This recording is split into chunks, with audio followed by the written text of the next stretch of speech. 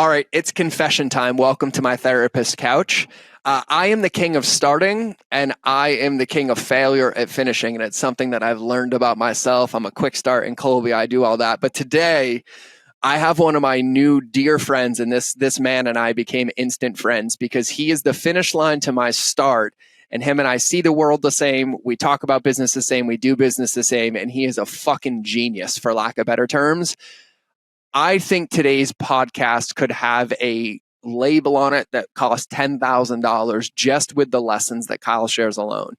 The three most important questions to ask about building any customer journey, any offer, the only four levers you can pull to scale your business and how to use them, how to measure time and measurements and your consistency, what three things you should always focus on to guarantee your success in any e-commerce platform, coaching platform, any service offer. Like, I'm having trouble remembering all of the nuggets that were dropped in this show, but it is loaded with wisdom, loaded with knowledge. And I mean a direct path with like clear workouts. Do this, think about this, ask these questions to apply into your business and get results immediately. And so I think that's the best justice that I can do this show.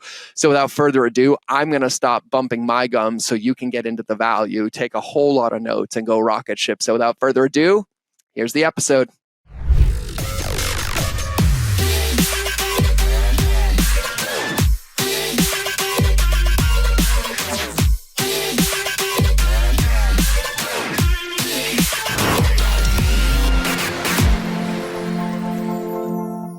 Everybody, welcome back to the Mind of George show, where I have a lot of energy, and I'm pretty stoked about today's guest because we've been friends for lifetimes, even though we haven't known each other that long. But the best way I would describe this man is he is the finish line for everything I start and can never finish, and he does it better than me. That's the best way that I can describe him. But I just, before I even bring him on, just my experiences, I met this man through social media, and he has very quickly kind of taught me how to be better at what I do, embodies it at a level that I don't even understand, has the tech, data, and integration background to put knowledge to all of this, gets marketing at a level that very few people do. Every time we talk, I learn and take notes, and he's one of the most giving, heart-centered, amazing human beings that I've met. And so I am really, really excited today to have my friend Kyle Porter on the podcast. So Kyle, welcome to the show. Dude, thank you. That is probably the best introduction I've ever gotten. I really appreciate that. It's all true. And for those of you wondering, like, I'm not joking. Like, let me just tell you a story of how I met Kyle and how he got me. So Kyle, I believe the first time is I think we talked on Instagram, but my buddy Mo came on the podcast, and Mo is a dear friend of mine and teaches a framework for hooks on problem, object, desire, solution. And then Kyle's like, hey, I wanted to make it easier for you guys, so I just made you a custom ChatGPT prompt that will spit this back out to you, and then sent it to me and Mo. Of course, I screenshot it, send it to Mo immediately. Mo's like, bro, I know he sent it to me already. I'm like, who is this man?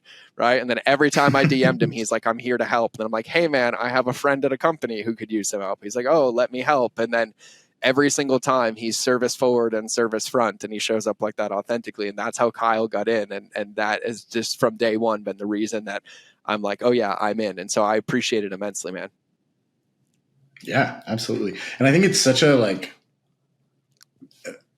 an important way to just start with anything is if you have a relationship with a person, like the more frequent and sizable you can make the deposits in the emotional bank account with whoever it is that you're in a relationship with, like it never doesn't work. You know, that's one of the things that I talk to people about marketing a lot, and they're like, oh, my Facebook ads aren't working, or nobody's opening my emails, or nobody's converting on my website. But like, nobody ever says like, oh, I really put in a lot to this relationship and it's not working. Like, people aren't responding well to the things that always works. And if it doesn't, the person on the other side of that relationship isn't somebody you want to be in business with. Dude, I know. And it's so funny when you say that, because I'm like, wow, that's such like a litmus test. Like, why am I doing all of the things that don't work when there's this thing that always works at the core of all of it, right?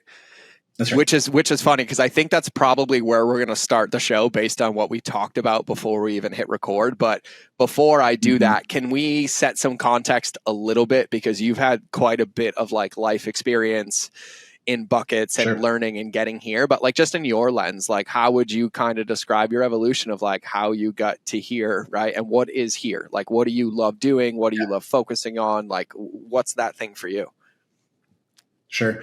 So I always think about painting with different brushes, right? So I end up doing a lot of different things. I went to college, spent 4 years drinking beer and chasing girls around. And that doesn't leave you with a whole lot of options coming out of college, like where everybody else was like getting internships and putting on suits and ties and going down and doing interviews and things like that. I was kind of watching them do that, and then like got to the end of college and was like, oh, I never did any of that stuff. Maybe I should have. But all through high school, all through college, I taught kids martial arts. So I was doing, I was running a karate school. That was my world. Like that was what my like high school summer job was teaching kids karate. And all through college, I did it. After college, I didn't really have a whole lot of other options. So that was like where I went. I was like, y'all want to hire me full time? And I went in and a buddy of mine and I ran this business, and we grew it from probably 100 kids in this building to, by the time I left about 4 years later, we had like 700 kids. We had an after school program where we're driving like buses. I got a commercial driver's license. So I'm driving literally a school bus down the road, picking kids up from an elementary school. I'm like 24 years old, and parents are asking me to like consult with them about like their like raising their children. And I mean, it was just this like wild time in my life where we built up this gigantic martial arts school that is like one of the largest single location karate schools in the entire country. And we built this thing up, and we can talk about how we did it because it informed everything down the line. But what I decided at that point when I left, I was like, I can do this on my own. I watched, this business grow, and I'm a W-2 employee, making 60 grand a year, going like, I'm growing this business to millions and millions of dollars. Like, but I'm not seeing a whole lot on the back end of it. So I opened up my own business. Realized really quickly that there's a lot more to it than just like teaching really good classes. Like there's got to be a catalyst. There's got to be some sort of like inciting incident. I'm big on hero's journey stuff. So there's got to be this like for the community at large, there's got to be kind of this call to adventure that brings you into the forefront of the community's mind. And so I had to figure out how to spark that. And so I had to teach myself digital marketing, basically. So I had to watch, proud graduate of YouTube University on how to build a website, how to launch a Facebook ad campaign, how to write an email campaign, like all the tactical stuff that later I learned wasn't really all that important. Which we'll talk about later. So, yeah, figured out how to do all of that, got this business off the ground, and built up my own karate schools. So ended up, kind of getting there on my own. By that point, like I had signed a 5-year commercial lease with a couple of partners. And it had to work. I was married. I had a couple of kids. And so it did. Like it wasn't always super rosy, but we figured out how to make it work. And then I transitioned out of that once I needed something that was a little more conducive to family life. So now I run a digital marketing agency and help companies kind of figure out how to get and keep customers. But really the foundation of everything, kind of like you talk about, it's building relationships. It's building the thing that has always been true, whether it was that first karate school or the second karate school or any business that anybody's in, is like, how do you show people that their objective and the journey that they're on matters to you just as much as it matters to them. And, that's the crux. Yeah, man, I couldn't agree with you more. And so actually I am intrigued now because you opened a loop in my brain on how you built that with the school bus. But right now, all I'm imagining is like 24-year-old you driving down the road in a yellow school bus, picking. No, not a yellow school color? Bus. We got it wrapped. Yes. So we pull up next to the yellow school buses, but we got this thing wrapped, and it was black, matte black with blue lightning bolts all over it. And so when we pull up, and so we're like blasting Tupac out of this thing. And so I pull up to an elementary school in this black school bus, like blasting 90s gangster rap out of my school bus, pull up in the lane with the yellow school buses, and then all the kids come walking out. I literally had a kid walk face first into a yellow school bus because he was staring at my bus. So he walks out of the school and like can't take his eyes off my bus, and then bam, walks into the yellow school bus. And I knew, like, all right, I'm good. I'm all set. The now. amount of like marketing lessons in that alone of like creating an emotional experience, having like a heightened sense, like getting, dude, it's so good. So yeah, like, why don't you? Because you alluded to it. Like, how did you guys grow and scale that? Because I think it's going to lead into what we talk about later. Yep. So what I know now and what I was in the process of learning then is that the fundamental step to building any sort of like business growth plan is, who do I want to get in front of? How can I make their life better? And where are they already? So if I'm really focused on trying to build a congregation that doesn't already exist for the purpose of advertising to them, it's not going to work. But if I can go to a place where a congregation of people that I want to get in front of already does exist, and I can just become part of that community, then I'm putting myself at a serious advantage.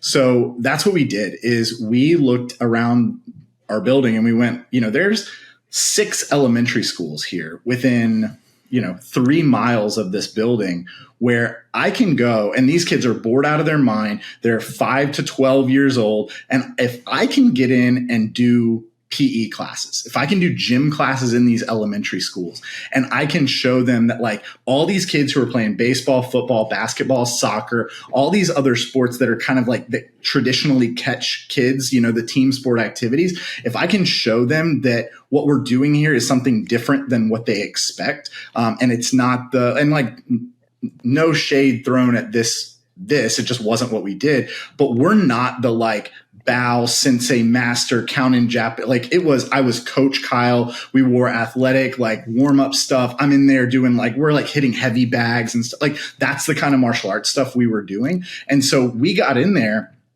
and I'm literally teaching martial arts classes to these kids in their PE classes once a week for an entire school year. So my day was hard as shit. Yeah. So I would go in, and my day was literally teach kindergarten, first grade, second grade, third, fourth, fifth, leave that school, come back to my gym and teach all the classes that evening. So, I'm teaching, 15 classes a day, but there's my congregation. So why the hell am I going to run Facebook ads trying to get people's attention and build an audience of people that meet, specific interests, requirements, when like everybody I'm ever going to want to do business with is sitting in this building already? So reverse engineer the audience and go there. So that's what we did to kind of build awareness. And then I had the idea to do this. So I said I was going to see each group twice, each group of kids. So, Miss Johnson's class, I'm going to see them once on Wednesday, once on Friday. So if I'm there for a full week, I'm seeing each group twice. The first day, I sent home a piece of paper and I said, I need you to go home, kids. I need you to go home and clean your room without your parents asking. Do something you're supposed to do. Feed the dog, clean your room, vacuum the house, whatever. If you do that, have your parents sign off on this sheet and you'll get to break a board the next time we come back to class. And I said to the parents, fill out your name and phone number and I'll send you a video of your child breaking their board. So they send back names, phone numbers. I got 700 of these things literally on my iPhone. I'm building albums of videos from like Mrs. Smith's 3rd grade class. And then in each video, I'm like, here's George breaking his board. And then so I could say it in the video. And then I match up the name with the sheet, text it to the, it's work. It's hard. It's truly one-off stuff that's trying to scale stuff that doesn't scale. But we added like 200 members to our gym like that. Over within a month. Dude, I can't, maybe hard, but that is the easiest thing for me. Like, that's what fills my bucket. Like, I'm over here gloating right now, and I'm like, I know where he's going. He's about to anchor this in, have the kid do the behavior, and then the parents are going to get this, and the kid's incentivized. It's gamified. It matches the avatar of the child. It empowers them. It gives them the ability to choose it on their own. There's no consequences if they don't, but there is a reward if they choose the path. And then the parents are like, who is this guy that got my kid to clean a room that I've yet to been able to get them to clean? So good. So what are the 3 questions again that you asked in the beginning? Because I want to repeat them. So first question is, who am I trying to get in front of? Yep. Who am I trying to get in front of? Second question is, how does what I do make their life better? How does what I do make their life better? Yep. And third one, where are they already spending time? Where are they already spending time? And so for everybody listening, I'm going to tell you right now to write those 3 questions down. You might want to name those, call those a model, but that alone at a very principal level, it will cut through a lot of the noise. And I know Kyle and I are going to talk about this as well, but also he referenced, like, why would I go run paid media to try to build an audience to where I have one that's here? And him and I both see this across the board, because the number one thing that we get typically when somebody comes to us, both of us, because we share client ideas, we talk about this with each other, is like, everybody always wants more. I want more clients. I want more, boom. And they're convinced that that's the path, but there's also this entire subset of a congregation that you've built that has all the answers that you have inside of it. Right. And so those 3 questions, by the way, like, and I want to say this to Kyle, like, after I had a call with Kyle and I was like, bro, I want to understand what you do even more. I was like, send me some examples of like what you do. And he sent me like an Apple keynote presentation of like a business plan. And I was like, what is this? And it was like the embodiment of those 3 questions about mapping it out and seeing what's there. But I think it's so important, because even in what you just shared, for everybody listening, like, understanding that, like, when you really, really understand those questions, what we have to find is that the answers are just from going and taking those actions, like being willing to be like, hey, go clean your room and have your parents sign it. Hey, let's try this. Hey, let's record these videos. But like, I can imagine everybody listening be like, I would love 700 pieces of UGC of my ideal client, you know, breaking it down. But one of the things that we're so bullish on, and Kyle believes this too, is that the reason we scale is you automate all the things that don't require a human, so you can scale the quote unquote unscalables, right? And this is like a perfect example of that. So I absolutely love that. So now, just because I think this is a perfect segue, and I want to know, because you and I had the same path, right? Like, I went to YouTube University, but mine started in 2010. YouTube wasn't really popping with content back then, other than like really viral videos. And so it was just like this, learn what I did, but I did the same thing, right? Okay, here's digital marketing. Okay, here's affiliate marketing. Here's email marketing. Here's web design. Here's food photography. Here's YouTube. Here's social. And I even remember the point in my career where I believed all of that was the answer, right? And I did all of it. And when I used to consult, I would go consult in 3 days on every area of every aspect of an entire business and digital ecosystem. And now I'm like, how the fuck did anybody get anything out of that? Like, it's like literally overwhelming. But then when you get experience and you realize this, and I think this is something that you can speak very intelligently on, is that once you learn all those tools and those strategies and those tactics, it's not that you use them all the time. It's that they go in your toolbox and you have them as a way to utilize and create something, but then you have to really singularly focus on what you're trying to achieve with those 3 questions. And so for you now, what are some of the realizations you've had? Because you have this entire background, right, of like figuring this out and doing every aspect of digital marketing. But now on the other side, and through your experience and success, you have the whole other side of like helping businesses do this and now seeing what actually works, right? So like, where's that gap for you? And like, what do you see is so important now versus like what you used to see? So to me, it's an issue for most businesses. It's an issue of order of operations. It's an issue of people decide that a particular tool is a tool that they're going to utilize. And I don't argue with them about that. Like, is Instagram going to be part of your business growth at some point? Like, yeah, probably. Is, web design going to be something that you need to know a little bit about at some point? Like, yeah, probably. But is it what you need to be focused on given limited bandwidth, limited resources, limited time, all of those things? Is it what you need to be focused on right now? And that's where I had to really learn that lesson, because I was opening my karate school. Gary Vee videos were telling me to run some fucking Facebook ads. And so I'm going like, okay, cool. I'm going to run some fucking Facebook ads because Gary Vee says so. And, he puts out like, he's doing better than anybody, of course, is what I'm watching at the time. With a team of 24 making every video that you right, see. Yeah. And he's telling you like, yeah, you could do this all your own. And I'm like, okay, cool, Gary. Like, I'll go ahead and do it then. But then you run into this problem. And this is where I had to like build a repeatable system is if I'm going to run some Facebook ads, then what are they going to say? What's the image going to be? What's the offer going to be? Where am I going to drive that traffic? What happens to the people who go to that page but don't opt in? What happens to the people who go to that page and opt in but don't buy? Who am I going to send to that page? Like, so there becomes this whole issue of I can't do that until I do this. And when you have a sequence of things where it's like, I can't do that until I do this, then you have to work backwards and you go, okay, well, I can't run Facebook ads until I have a landing page. That's true. But I can't build a landing page until I have an offer and a positioning statement. Where do I fit into this market? And I can't build an offer or a positioning statement until I understand who my competitors are and who my customers are. So how do I work backwards to what can I do today without any other prerequisites to get myself to unlock and knock over that first domino?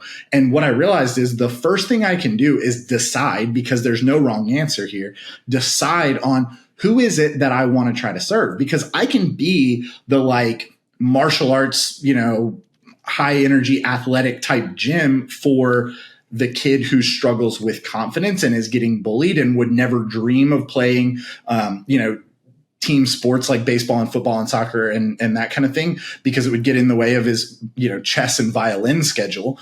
Or I can be the karate school that serves those kids. And that's either one is totally viable. Like whenever you're making a decision like that, we'll talk more about this later. You have to consider options that have a viable alternative, right? If you're establishing brand positioning, like, do you want to be the economical or the premium? Either one, like those are viable alternatives to each other. You don't want to position yourself as like the organized accountant, like no shit, as opposed to what, I'm not going to hire if you say I'm the best organized CPA, like, yeah, I fucking hope so. That's why I'm paying you. Yeah, right. Like, so if there has to be the viable alternative to whatever you decide to be, and plant your flag somewhere, go, here's who I'm for, at least in this particular channel, because I can be for the team sports kid or the, nerdy gets picked on kid. I just can't do the same.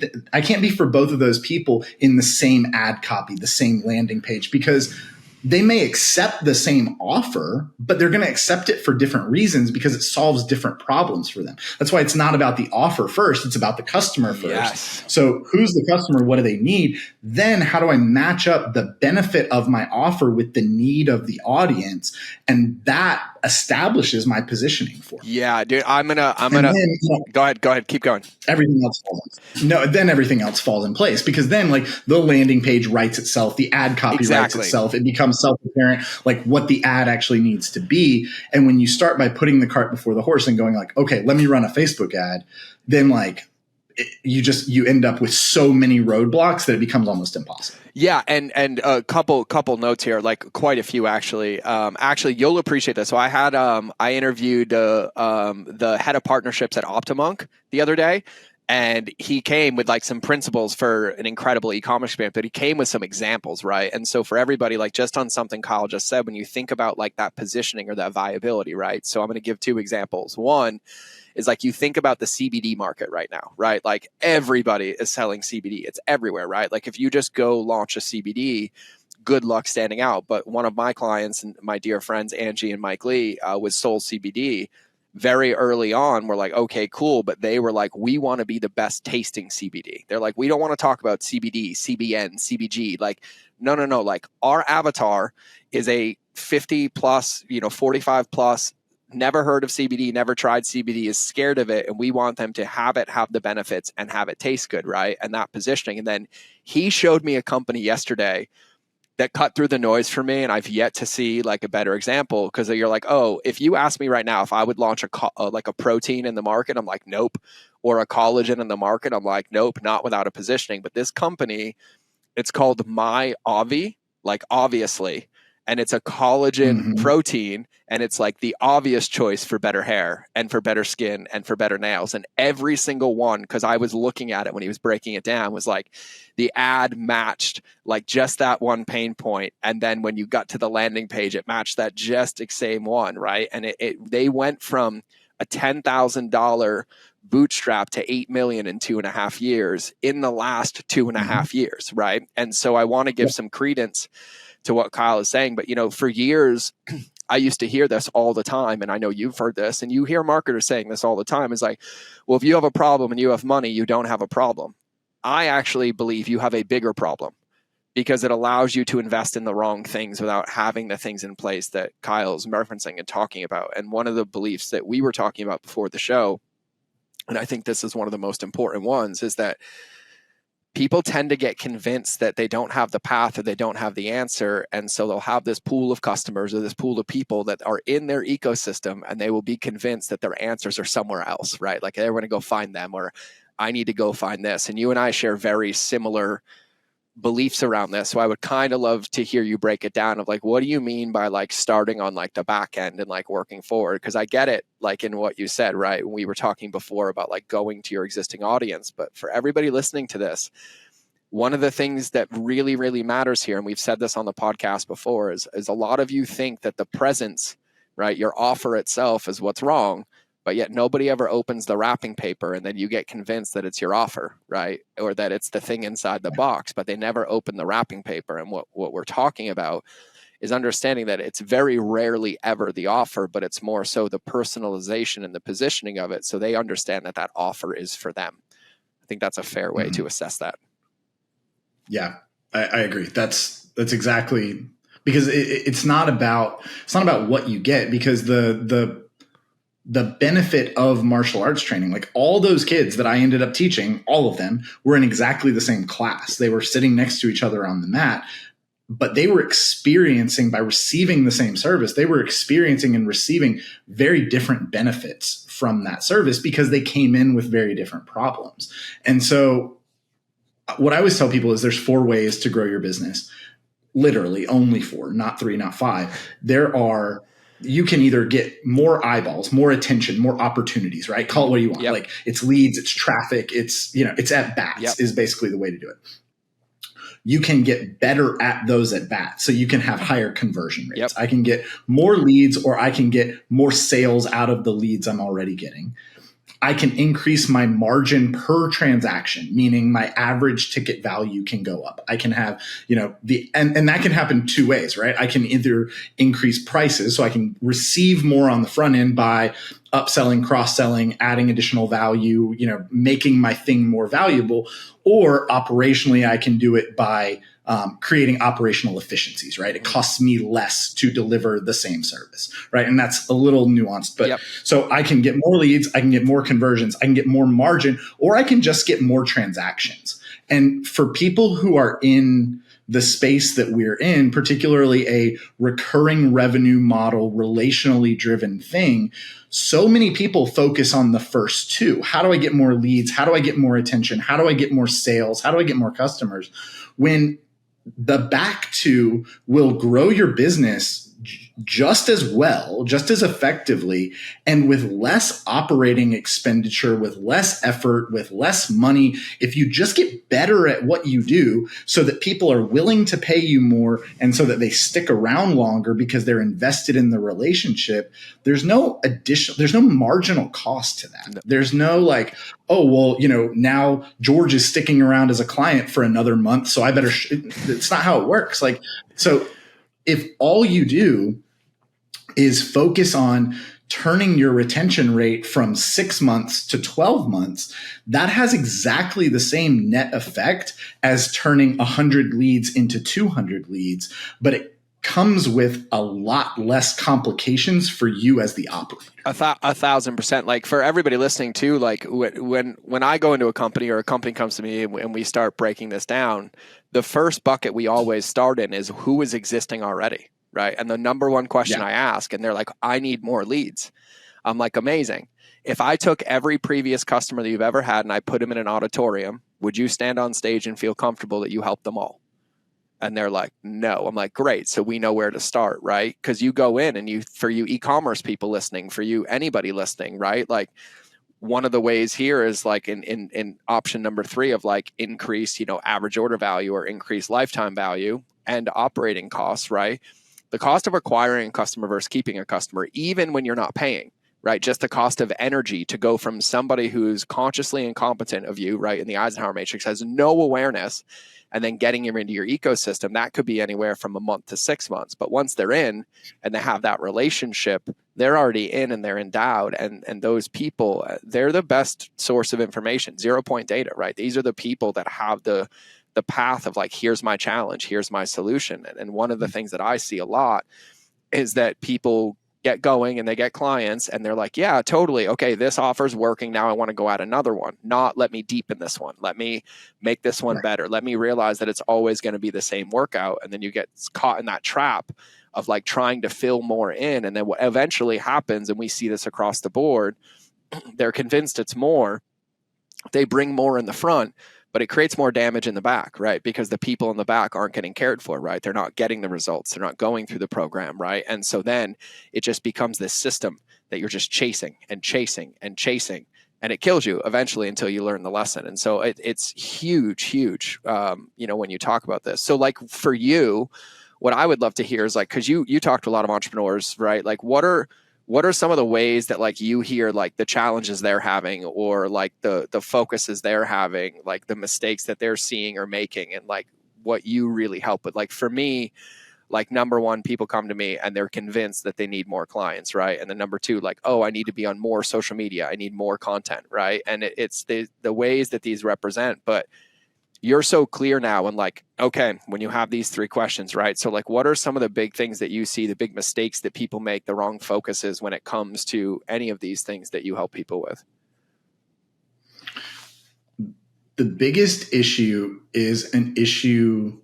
Businesses don't die of starvation. They don't die of, I don't have enough ideas. I don't know what to do next. I have no clear path. They die of indigestion. Yeah.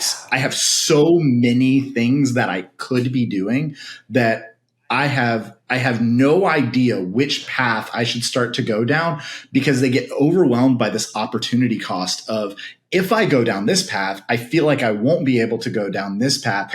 So how do I triage and decide which of these things are the most viable, valuable path for me to go down? But the problem with that thinking is it hinges on the assumption, which is an invalid assumption. It hinges on the assumption that you only get one at bat. Yes. Right. So if you go down this path and you do something, like you try whatever it is, and it doesn't work, then 9 times out of 10, your business is still operational. You're still in pretty good shape. You can adapt and adjust and iterate and get yourself back on course, try something different, but with the advantage of immediate feedback. So I think that the ability to move forward and to recognize that there are a lot of opportunities. And of course, like, we want to be as intentional as possible about prioritizing those things. Like, that's what strategy is. Like, strategy is prioritization. It's just like, everybody gets all worked up about like, how do I build a business strategy? All a business strategy is acknowledging that there's a whole lot of options and choosing pretty intentionally which ones are the best fit for you. Yeah. So with that in mind, deciding which lever to pull is exactly like that question that you posed. Like, okay, would all of your past clients enthusiastically refer you? If not, then like, that's probably a pretty good lever to start with. Yep. Are you, and intuitively, a lot of business owners know this. They know that either like, hey, the front door doesn't open enough, or the back door opens way too much, or, like, when people are in the house, they don't seem very happy, so like, what do we do as kind of these abilities to be sort of self-diagnostic and go, hey, here's where I think things are going to get better. Go do that. Get feedback, decide how you're going to measure it, how you're going to track it. What does a win look like? How are we keeping score of this thing? Because you look at any game and we can measure any number of things, right? Like, George and I could be sitting there watching a basketball game together, and if one of us is counting how many times the ball goes through the net and the other one of us is counting how many times the ball bounces on the ground, we might have a completely different idea at the end of the game who won the game, right? It's just determining like, what does a win look like, and setting those metrics up in advance, knowing what we want for our business. And again, it goes back to design. It goes back to, who do I want to serve? How do I make their life better? And where are they already spending time? How do I fit into that ecosystem? And how can I create wins for them? Because I know that that's going to come back as a win for me. I love that. And I actually want to talk about the measure thing for a minute, because I think it's so important, because I even fell trapped to this for years, right? Even when I hit like higher levels of success, like the only metric I do was money, right? Or it's this or it's that, right? But it creates all this like missed opportunity, right? Because for people listening, I know everybody will resonate with this. You're like, oh, I set a goal to make 10 grand and you make 8. And instead of it being a win, it's a loss. And I'm like, no, that's 8 more grand than you had. And there is something in there that worked extensively well to create that. And there was a few things that was missing in those 1 of 4 ways to scale your business to have that other 2. But what I watch happen is everyone's like, oh, it didn't work. Let's go back to the drawing board. Let's throw the baby out with the bathwater, right? So like, when you're creating measurements, right? Like, I think it's really important to talk about this. Like, how does somebody go about like creating measurements, or like how they would measure their win? Because like for me now, for us, it's like, we measure it based on somebody getting the value and doing the work, right? It's not about how many views we get. It's not about how many comments we get. We more so measure ourselves on consistency, right? Are we continuing to share content that can help and inspire people? Not how many people see it, but that it's out there for when they see it, that they can see it, right? Mm-hmm. And so like, how does your brain, or like, how do you help people, or what do you think about when it comes to measure? It's exactly that. Most people know about like the Jerry Seinfeld thing, where Jerry Seinfeld's like self-imposed rule is, I'm going to sit down and for 2 hours every single day, I'm going to write jokes. Yep. And the photography class example, where like one group of students is tasked with turning in the absolute best, one best photograph that they can turn in at the end of the semester. The other group is tasked with turning in as many photos as possible. And the moral of the story is always the same, which is that the more you can track and hold yourself accountable to the lead measures and the leading indicators, did I produce content today? Did I send emails? Did I reach out, to the thing that I've decided is the lever that I'm going to pull? So if it's building relationship with my existing customer base, did I send them handwritten postcards? Did I take out my phone and record a video and tell them that I'm proud of them? Did I do those things? Because if I do those things, then on the back end of the month or the year or whatever, it is, I will see that my retention rate is better. I will see that people stick around longer. I will see that they pay more money. But by the time I've seen that data, by the time I've seen my monthly churn rate, it's too late for me to do anything about it. But if I hold myself accountable to these daily inputs and these daily actions, then at the end of the month, if my churn rate is higher than I expected it to be, if more people left than I would have anticipated, then one of 2 things is true. I'm either going to go back and look at my lead measures and I'm going to go, oh shit, I only did 46% of the days that I was supposed to do this thing. So no doubt, like, of course people left. Or I did all the things that I thought I was supposed to do and people still left. So now I've got this, clear as day data staring me in the face going, what I thought was the input that would move the needle doesn't actually move the needle the way that I thought it would. So now I need to go in and I need to figure out why that thing doesn't account for the results that I'm experiencing. Yeah, like 1000%. And so for people listening, right, like we talk a lot about like with the wedge of expectations or needle movers or all of those things, right? And I want to really hit this with Kyle because he just alluded to this, but with those leading measures, right? Those are the workouts that you put in every day that are required to go in consistently to create the result that you want. But if when you get a result and the result isn't ideal, if you stop the leading measures, the trailing effect is by the time you catch the fact that you stopped, it's too late to recover.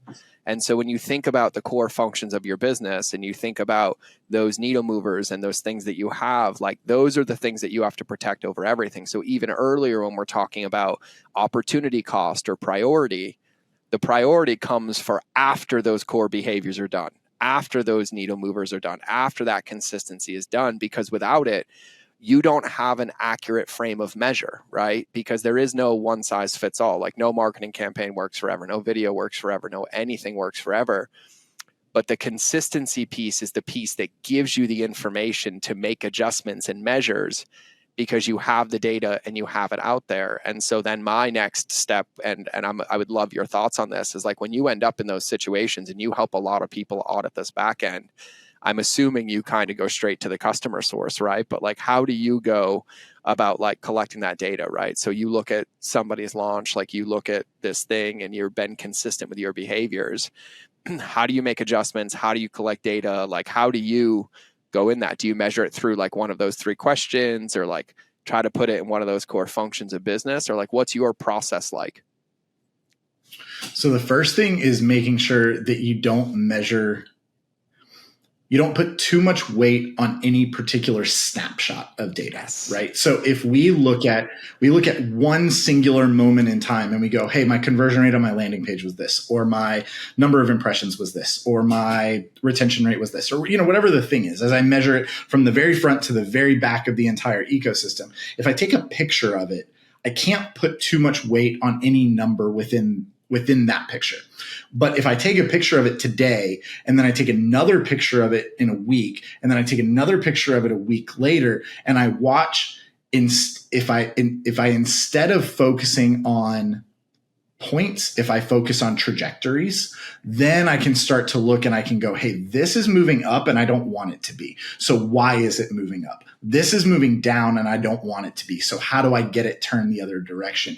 And is it more important to get this that's going up and shouldn't be to get it going down, or the thing that's going down to get it going up? And that's the decision-making filter that's where like strategy really does come in, because it's not should my landing page conversion rate be 8%? It's why did my landing page conversion rate go from 8% to 7.6% to 7.2% to 6.8%?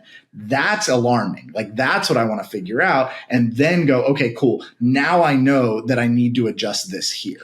Or I can look at the entire ecosystem and I can figure out this entire ecosystem. This is a complete, like, another paradigm of how to look at this entire ecosystem doesn't, from the very beginning to the very end, doesn't give me the results that I want to make the money that I want, or, feed my family, or pay my payroll, or, keep the lights on, whatever.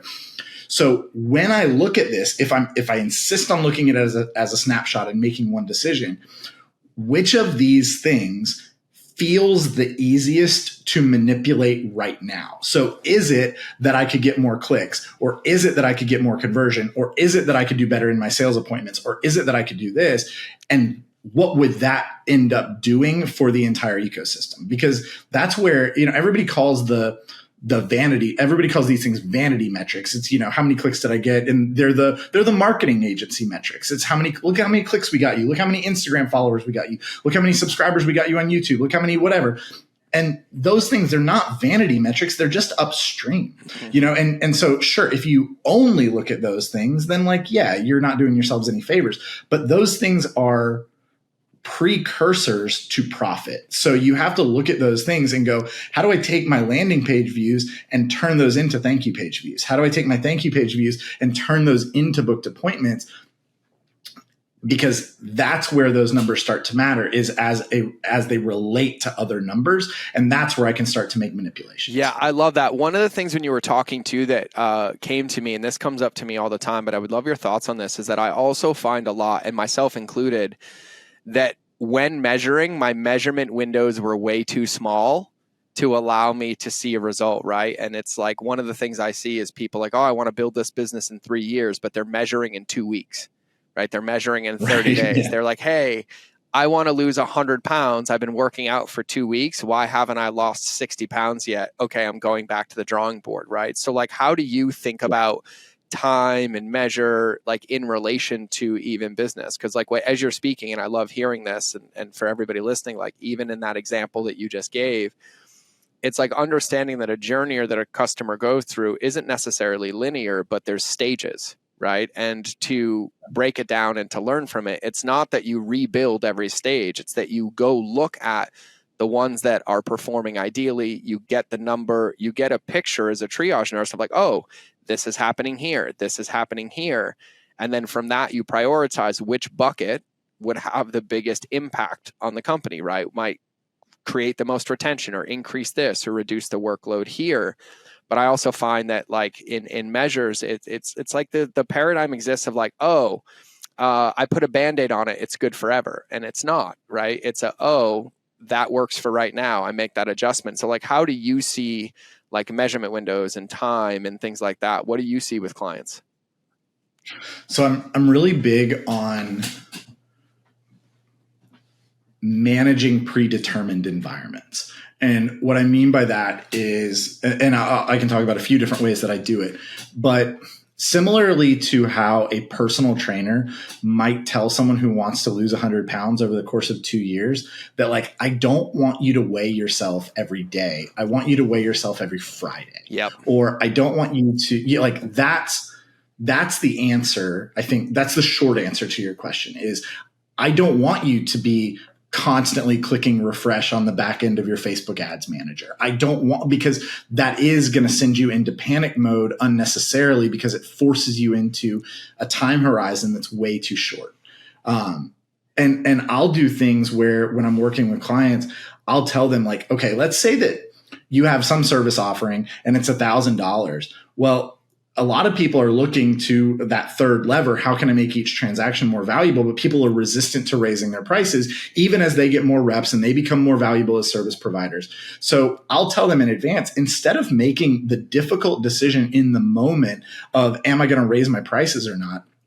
Why not just say clients 1 through 10 are going to be at $1,000? And I'm deciding this from the very outset of this journey. Clients 1 through 10 are going to be at $1,000, but immediately and without negotiation, client 11 is going to be at $1,250, and clients 11 through 20 are going to be at $1,250, and client 21 goes to $1,500, or go, and so that way it's already like there's no decision to be made. You are managing a predetermined environment where you're saying like, this is the interval upon which I will do this thing. I'm only going to measure this on Fridays. I'm only going to increase price every 10 customers. I'm only going to do this. And if you can build those in, it's the foundational like principles, then strategies, then tactics. The short window thing is spending too much time in the tactics. Like, let's establish the principles and the strategies first, and then let the tactics fall into place. Yeah, dude, I absolutely love that and agree on so many fronts. So I was just hit with a question, and I don't know why, but I don't think I've ever asked this one, but I'm going to ask you this. So like,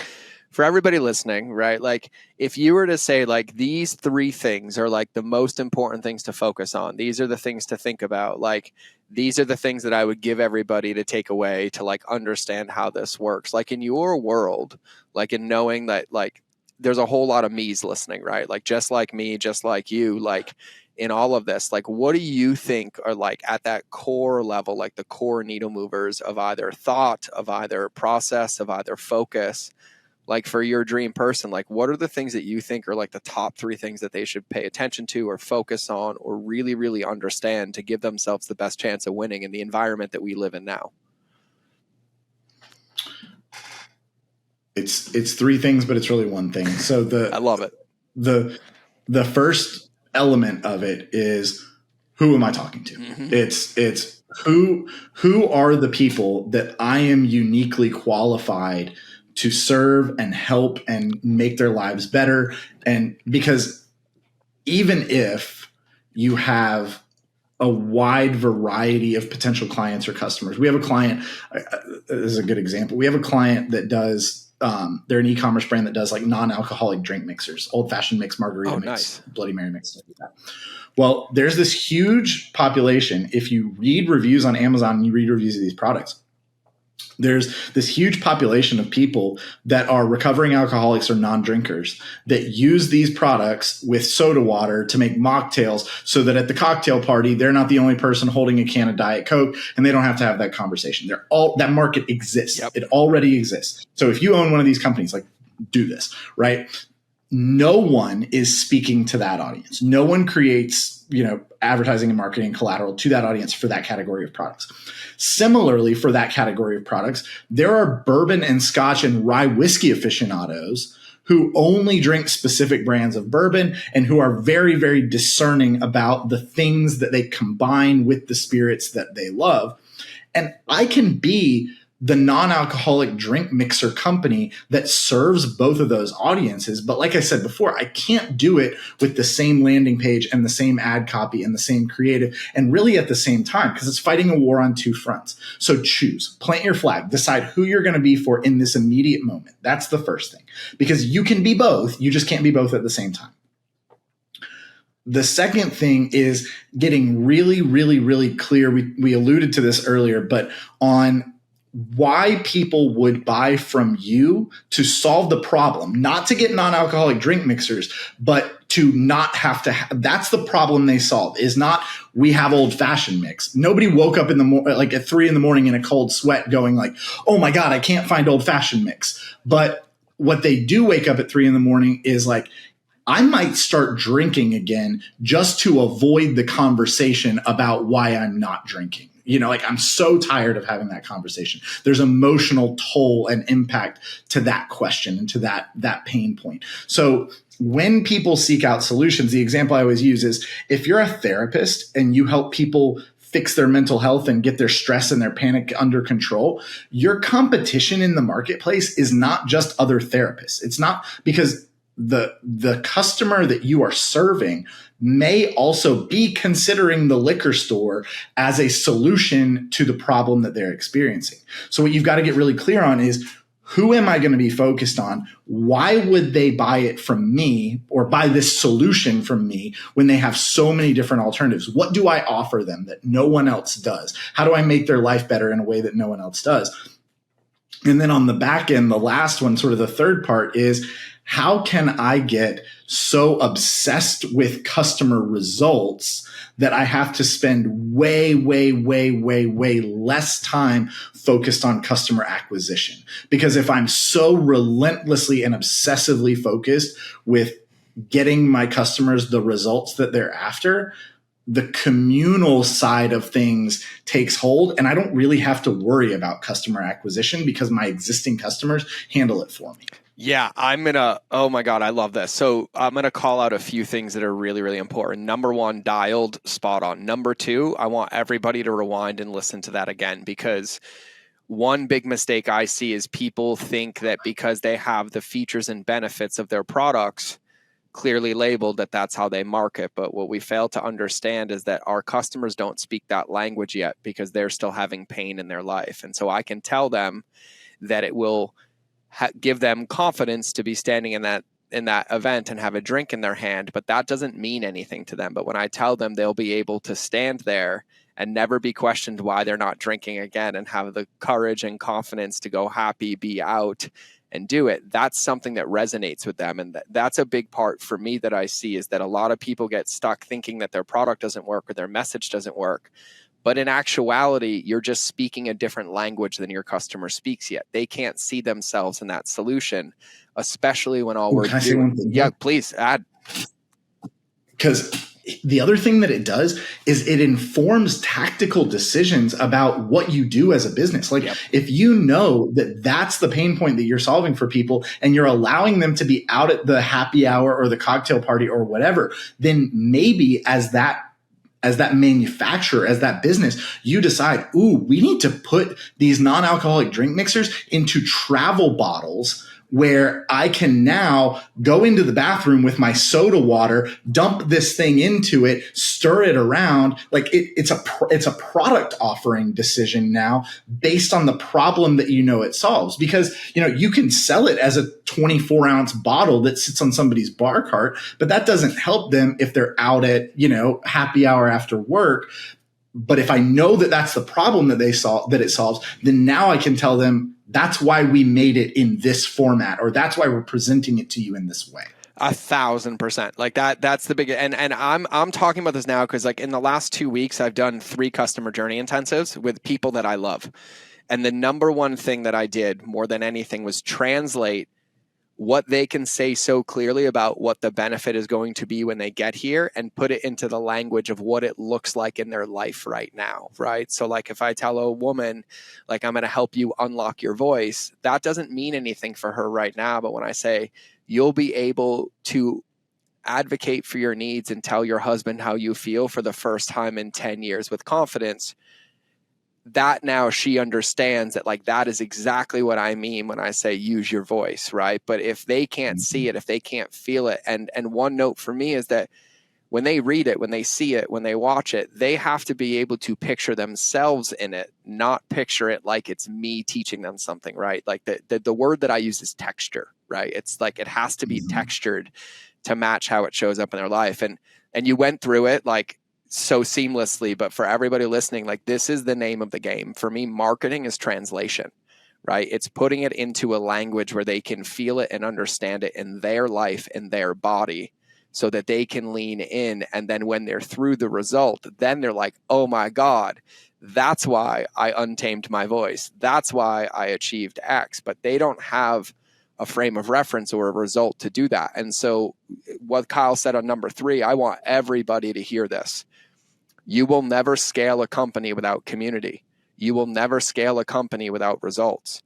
People's results, or even moving one step closer to them, is the actual thing that you foundationally need to get what it is that you're after, which is referrals, which is engagement, which is comments, right? And the whole reason we built our customer journey model is the first phase is about getting them the results, because once they get a result, they get endowment, and then we work on the retention.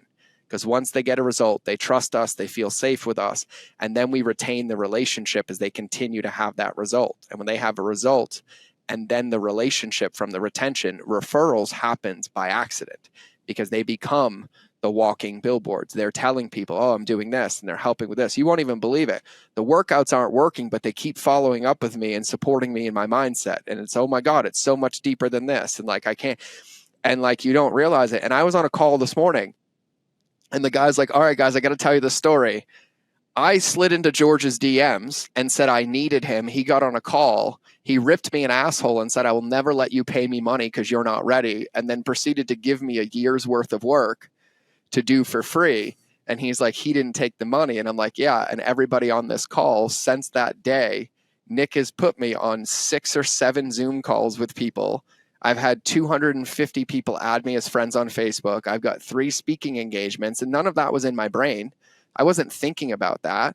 But in that moment, when I was on that call, I was like, hey, I could give him this, but I know he's not going to do the workout. Instead, let me give him this, knowing it will help him get him more ready. He'll have a result, and then we can get to work. And so I want everybody to understand the importance of this, because Kyle and I see the world the same in this as well. And when I teach you the 4 paths to the peer and how our job isn't to find our customer, it's to create our customer. When you're obsessed about results for your customers, it fills in the entire back end that Kyle's talking about, which is what fills in all the information you need to do your marketing, to do your messaging, to do it personalized, to find that next group of people that aren't necessarily ready to buy, that would make them ready to buy when we can communicate with them. And so I wanted to just give weight to what Kyle said, because it's so, so, so powerful. You have anything to add to what I just said? Because I know I probably opened like 20 loops in your brain. Yeah, you opened up a lot. The thing that jumped out to me is, like, I always talk about building like customer avatars, customer personas, things like that. Like, who is this person? Like, identify a representative, give them a name, give them a face, all that kind of stuff. Because then the filtering decision and the framework you can use is, let's say that my customer persona's name is, Jennifer. Would Jennifer click on this ad? Would Jennifer open this email? Is this a product that would make Jennifer's life better? And like, if you think about the people that you love in your life the most, how many times have you been scrolling through Amazon, scrolling through social media, whatever, and you see a product advertised and you go, this would be perfect for this person. I know that this person would love this thing. If you can understand your customer at the level that you understand the people that you love the most, if you can understand your customer in aggregate, distilled down to a single entity, and you go like, and then you get reminded as you scroll through social media or as you listen to podcasts or as you get ideas for content. Like that's where people go like, I get kind of mystified when people go like, I don't know what to talk about in my content. And I go like, okay, well, do you know what advice you would give to your best friend if they sat down and asked you a question about something that you were an expert in? Like, of course you do. And you know how it relates to their life. And you go like, yeah, for you, the way I would really apply this is this. If you can do the same thing with your customers in aggregate, and you can think about like, here's the problem that Jennifer is experiencing. God, Jennifer must be so frustrated about this. God, Jennifer's got to deal with this every single day. How does she deal with that? You know, like, God, Jennifer is really struggling with her confidence. She's seeing herself all wrong. Or, you know, like all of these things, like if you can do that, then you know exactly what to say and you pull it out and you go, look, Jennifer, like, here's what you're doing, you idiot, you know? And like, that's how everything else like falls into place. Yeah. And even right now, by the way, for all of you listening, I already hear the objections in your head. So I'm going to do it right now because you're like, oh, well, where do I learn about my customer like this? Well, how do I get to know them? Well, like, where do I know that? And so I'd love to ask you, Kyle, like when you want to get to know your customer at that level and viscerally, like what are some of the ways that you go to learn about that? Like, how do you connect with them? What do you look for? Like, what's that process like for you? There's two ways. And it hinges upon whether or not you already have customers. Because if you have customers, if you have an existing business, then, you know, people go in and do market research and competitor research, but they don't pick up the phone and call their customers and go, hey, Tom, how's life? What are you struggling with right now? How can I help you? Can I spend an hour with you just like making your life a little bit better right now? Can I sit and ask, like, can I have these conversations? And patterns start to emerge. What I have a big bookshelf behind me. And when I read books, what I am looking for is I'm looking for that author about that topic to say the same thing that someone else said in a different way. Yep. And if I find that 4 different, you know, personal development books or marketing books or email marketing books or, you know, whatever, if they've all said the same thing in a little bit different way, that thing is true. Yeah. That thing is universally applicable and it's true. And so if I talk to 11 of my customers and 9 of them talk about how they wish I would X, Y, and Z, then everybody wishes I would X, Y, and Z. Yep. So that's the first. And people are afraid, right? Because again, it's hard. Yep. And it's not that it's hard. It's just not scalable and it's not where people automatically go. The second thing is, I just realized there's 3, there's not 2. The second thing We're way more alike than I thought. Yeah, most people start businesses. This is the one that just came to me. So I'm putting this thought in my mouth as I'm putting it in my head. I love it. Most people start businesses to help the person that they used to be. I have made it through this problem. And so now I'm equipped, because I've been up this mountain, I'm equipped to take other people up this mountain. That's true. So you've got to get a little retrospective and you've got to go, when I had never climbed the mountain, what was I afraid of? What did I learn on my way up the mountain? What challenges could I never have anticipated as I climbed the mountain? Because that's huge. Now your sample size goes down to 1 because you've never done it for anybody else before. Mm-hmm. And that's the best way, is start taking people up the mountain and then go, oh, I struggle with this, but everybody else seems to struggle with that. Okay, cool. Like start talking about that. And then I think the third way is, if someone is already helping people get up that mountain, then we've got to just look at what they're doing. You know, if George and I serve a similar group of people, and it's really important to get access to the people that you may view as competition, but I think that that's a really short-sighted and limited way of thinking about it. But George and I are going to trade ideas at a level that's going to make both of us better, in that it ultimately makes all of our clients' lives better. So sign up for your competitors' programs, read their materials, join their email list, follow them on social media, engage with them on social media, cheer them on social media, like all of these things, because you're going to start to get a peek into their ecosystem and how people respond to them, how people talk to them, how people do these things for them. And if you don't have any customers of your own, start by drafting behind somebody that you really have a lot of respect and admiration for. And then when you hit a road bump and go, hey, the way George handled that is not how I would have handled that. Good. Like, put your own spin on it, do something different, and pull off or add to a group of people who need it your way instead of his way. 1000%. And I'm going to give an example for everybody listening to this, because you're like, oh, okay. I do this at companies with customer journey, right? This is one of my hacks. I don't think I've ever talked about this publicly, maybe once, but this one client comes to mind, and we were really trying to figure out like what made the best customers, right? And there was this clear delineation. There was like 5% of the audience that bought more than anybody else. And so what I did is I made a threshold, right? It was $1,000, right? And the moment they hit the $1,000 threshold in Shopify, it triggered an email sequence with a personalized video from the CEO that invited them to a 30-minute one-on-one call with the CEO to say thank you for being our best customer. And on that call, he would be like, I totally am going to bribe you, but I need your help. What is it that you love? What is it that you like? Like, what can we do more of? And then had a gift personalized for each one of them just to say thank you. And we got the next 7 products in the line for development from those people. And they're like, oh, this is what I've been needing. I've been buying these for friends. I wish you had this. They didn't understand about this. The reason I've been buying them for gifts is because I couldn't explain this. And I was like, oh, there's all the marketing messages that are missing, right? But then all of you thinking, it's like every time you take somebody on a journey, if somebody DMs you on Instagram, like this happens to me all the time. They DM me on Instagram. They're like, hey, I want your top podcast. So I send them the top podcasts.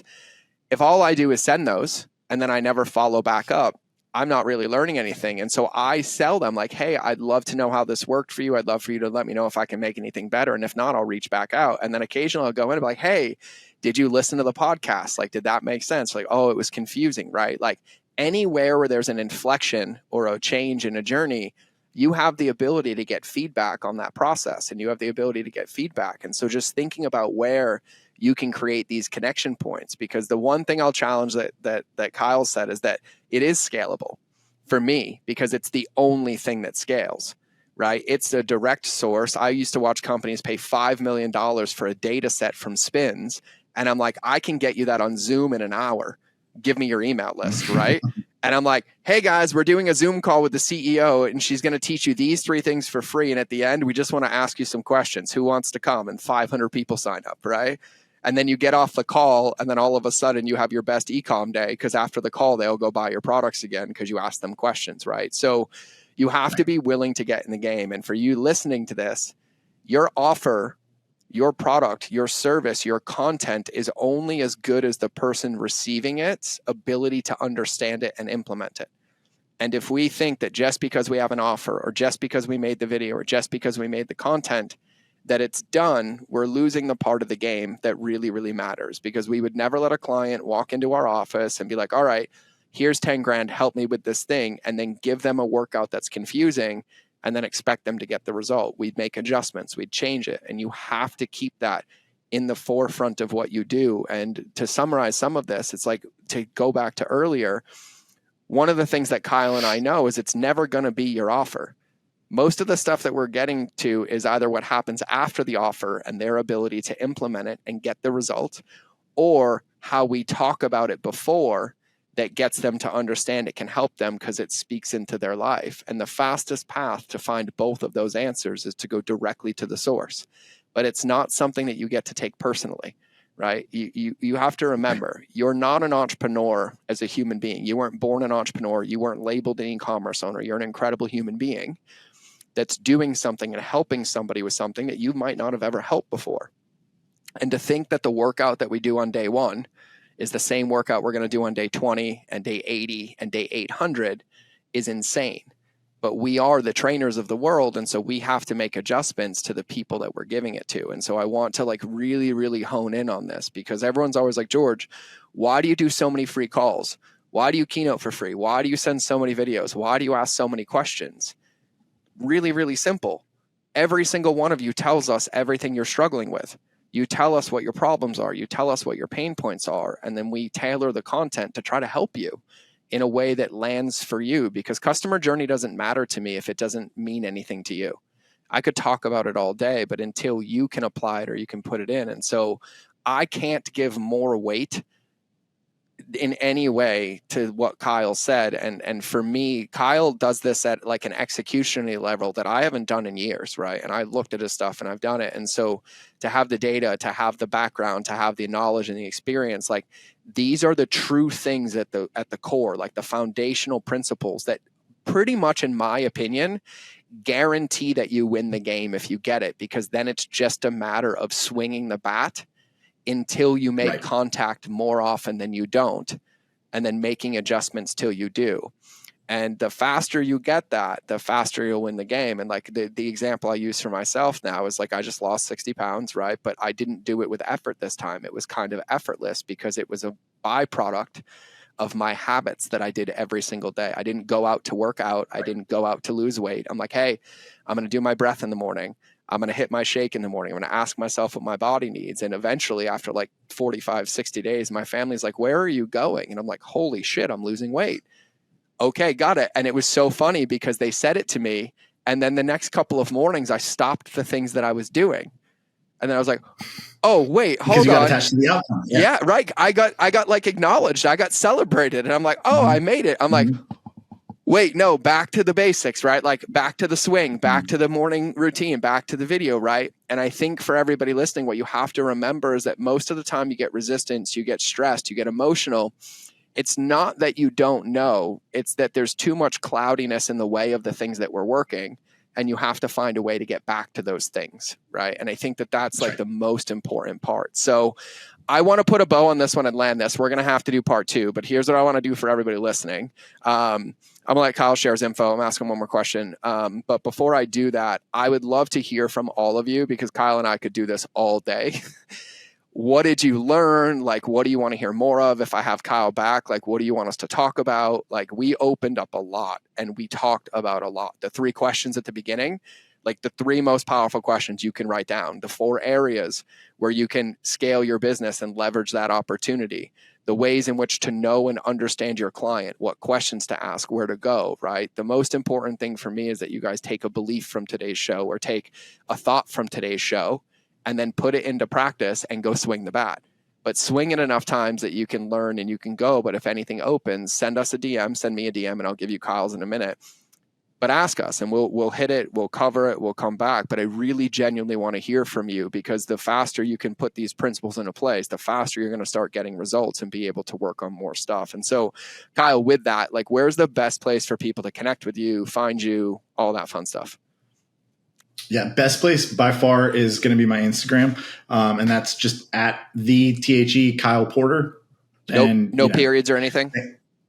No periods, no nothing, just the Kyle Porter. Send me a DM. I mean, and to piggyback, I think, on what you're saying is it's really easy to build half-built bridges. It's really easy to start down this path and get it most of the way there, some of the way there, and then see something else and go, maybe I should be doing that instead.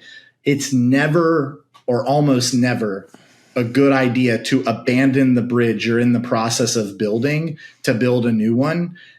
Get it across, like close that chasm, and then start on the other thing. Like, great, go do the next thing, but choose. If I had one piece of advice to piggyback on what you said, George, is if you take something out of what I've said or what George has said, choose one and build that bridge. And if you want to do all of them, great, but don't do all of them at the same time. Choose one, build the bridge. Choose another one, build the bridge. Choose the last one, build the bridge. 1,000%. And since Kyle referenced this, and I'm the king of callbacks, you know, when he said he read like 4 personal development books and looks for patterns, and he's like, oh, that's a universal truth. Besides me saying it, Kyle's probably the 5th, 6th, 10th person on the podcast to say, hey, you can only run one race at a time. Finish that race before you start another one and keep going. Like, it is true. It is there. And I am learning this lesson again at 40, because there are plenty of bridges that I got to 80% that I thought finished themselves and they didn't.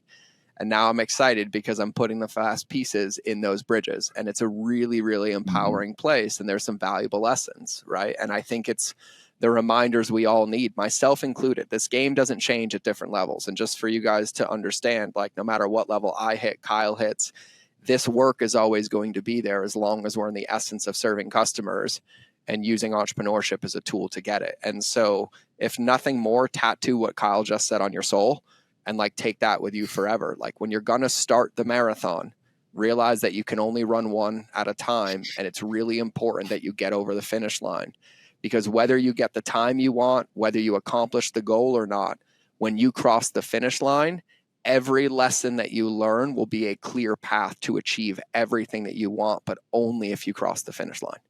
And I think that that's right. Probably the best way to land this plane. So Kyle, this was a blast, man. I could do this with you all day, Joe Rogan style, for like 10 hours. So I know selfishly, irregardless, I'm going to want to do it again. So for everybody listening, I highly recommend DMing Kyle. He's great. You have his wife's permission to slide into his DMs. It's at the Kyle Porter, TheKylePorter. And if you want to make it even easier, you can just DM me and be like, send me Kyle. And I will make the warm handoff and I'll send you his Instagram. But man, thank you so much from the bottom of my heart for being here. It was an honor. It was a pleasure. Any closing words for everybody listening? Thank you. Just, I appreciate it. I'm here. I'm open. There's not a lot of people, and this is one of the things I respect the most about George, and I've seen it happen so many times, that are truly as giving and open and honest and willing to welcome you into their ecosystem and their environment. It's something I really admire about you, George, and something I aspire to for myself. So I'm making myself as available as I need to be. Come see me, come talk to me. If I can't help you, I'll find somebody who can. I love it, man. And it's an honor to have you in my family. So consider yourself stuck until you get a restraining order. So, either way, you got me. So for everybody listening, this was an absolute honor, blast to have my friend Kyle here. And I'm going to echo what we said one more time. Take one thing and see it throughout the finish line. And that's the game that you're going to win. So we will be back with another episode. Remember that relationships will always beat algorithms, especially the one with yourself, which there were plenty of undertones of that today. So we'll either see you in the next episode or you will hear us in your earballs. But either way, we're out.